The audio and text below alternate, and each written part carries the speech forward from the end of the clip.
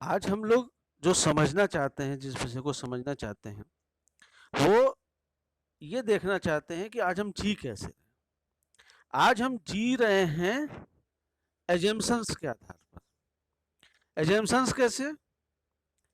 जिनमें सही समझ का अभाव है। जैसे हम पहले से एज्यूम कर लेते हैं, जैसे आई एम स्पेशल, मैं ही सही हूं। अगर कोई व्यक्ति आके आपसे कह दे कि आप इस विषय पर गलत हैं, तो आप बिना जांचे उस व्यक्ति को तुरंत कहेंगे नहीं, मैं गलत नहीं हो सकता, मैं ठीक ही हूं। तो आपने जांचने का प्रयास नहीं करते, हम एजम्पशन के आधार पर चल रहे हैं। हमने एज्यूम कर लिया है कि मनी इज एवरीथिंग। जो सम्मान है समाज में, वो धन से प्राप्त होता है, और इसको जांचा नहीं। जांचने के कारण, न जांचने के कारण से, इस एजम्पशंस में जीने के कारण से हमें क्या परेशानी हो रही है कि हम उस एजम्पशन को मान लेने के कारण से सम्मान भी प्राप्त नहीं कर पा रहे और सुखपूर्वक भी जी नहीं पा रहे। इसलिए जरूरी क्या है कि सेल्फ एक्सप्लोरेशन के प्रोसेस को अपने अंदर, या सेल्फ एवोल्यूशन के प्रोसेस को अपने अंदर चालू करने की जरूरत है। अगर कोई प्रपोजल हमारे पास आता है, जैसे किसी ने कहा कि आप इस विषय पर देख लें, कुछ आपसे गलती हुई है, ये हो सकता है प्रपोजल के रूप में आए। तो सबसे पहली चीज जरूरी है कि हम उसको यूनिवर्सल एक्सेप्टेंस के आधार पर जांच लें, तब उस पर एक्शन लें, ना कि उसको हम परसेप्शन के आधार पर जांचें, ना कि हम एजम्पशंस के आधार पर उसको जांचें। इससे क्या प्रॉब्लम हो रही है कि हम उस विषय को न समझने के कारण से न समझ पा रहे हैं, क्योंकि हम राइट अंडरस्टैंडिंग के साथ नहीं जीना चाह रहे। हम सारा का सारा ध्यान एनिमल कॉन्शियसनेस की तरफ लगाए हुए हैं, फिजिकल फैसिलिटीज पर ही कंसंट्रेट किए हुए। तो अगर हम फिजिकल फैसिलिटीज पर कंसंट्रेट करेंगे तो हमको यही सही लगेगा कि पैसे से सम्मान मिलता है, लेकिन ऐसा तो नहीं है। अगर पैसे से ही सम्मान मिल रहा होता तो एपीजे अब्दुल कलाम को सम्मान कैसे मिलता, विवेकानंद जी को सम्मान कैसे मिलता? तो निश्चित रूप से पैसे से सम्मान नहीं मिलता, पैसे से हमको जीने के लिए सुविधा मिलती है।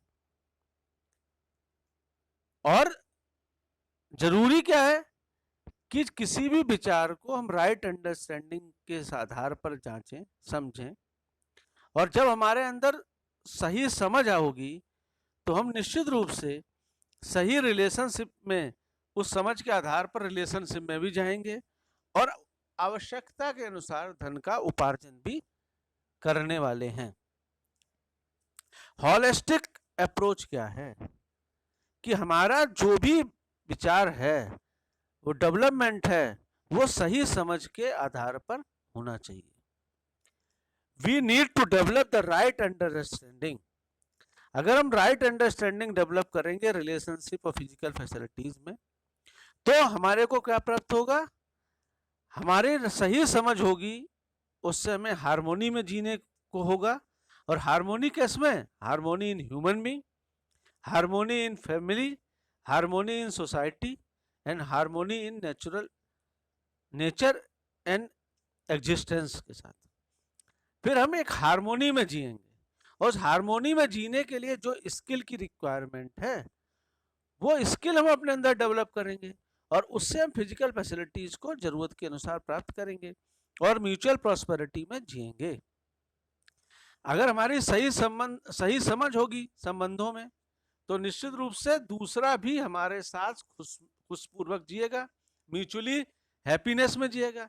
अब हमारे परिवार में अगर सभी सुखी हैं, सभी हमारे साथ अच्छे रिलेशनशिप में हैं, तो परिवार के अंदर सुख और शांति होगी। परिवार के अंदर अगर शांति होगी तो उस शांति का प्रभाव समाज पर भी पड़ेगा, क्योंकि परिवार समाज की इकाई है। तो परिवार के अंदर भी हार्मोनी होगी तो समाज के अंदर भी हार्मोनी होगी, और समाज के अंदर हार्मोनी होगी तो हमारा व्यवहार आचरण इंडिविजुअल का शेष प्रकृति के साथ भी अच्छा होगा। और शेष प्रकृति के साथ भी हम राइट अंडरस्टैंडिंग के साथ अगर जाएंगे तो वहां पर भी हार्मोनी होगी। अगर चारों तरफ हार्मोनी का वातावरण होगा तो हम सुखमय जीवन जी पाएंगे। ये होलिस्टिक अप्रोच है। Education is expected to facilitate in this process. शिक्षा की क्या जरूरत है? शिक्षा की जरूरत है कि वो हमको सही समझ के साथ जीना सिखा दे। अगर हम सही समझ के साथ जीना सीख गए हैं तो निश्चित रूप से हार्मोनी में जीने वाले हैं, और हार्मोनी पूर्वक जीने वाले हैं तो निश्चित रूप से हम सुखमय और समृद्धि पूर्वक जीने वाले हैं, जो हमारे जीवन के लिए बहुत जरूरी है। तो जो भी प्रपोजल हमारे पास आता है उस प्रपोजल को हम नेचुरल एक्सेप्टेंस के आधार पर, सही समझ के आधार पर जांचें और फिर उसको कार्य व्यवहार में लेकर आए। और कार्य व्यवहार में लेने का मतलब है सही समझ के आधार पर रिलेशनशिप में, संबंधों में उसको लेके जाएं और सही समझ के साथ फिजिकल फैसिलिटीज के लिए लेके जाएं। अगर हमारे फिजिकल फैसिलिटीज के बारे में सही समझ है तो रेस्ट ऑफ नेचर के साथ जो है हम हार्मोनी में हैं, और अगर ह्यूमन बीइंग के साथ अगर हम सही समझ के साथ हैं तो हम म्यूचुअल हैप्पीनेस के साथ परिवार समाज दोनों में हैप्पीनेस ला सकते हैं, हार्मोनी का वातावरण प्रोड्यूस कर सकते हैं। तो ये मेरा आज का लेक्चर है।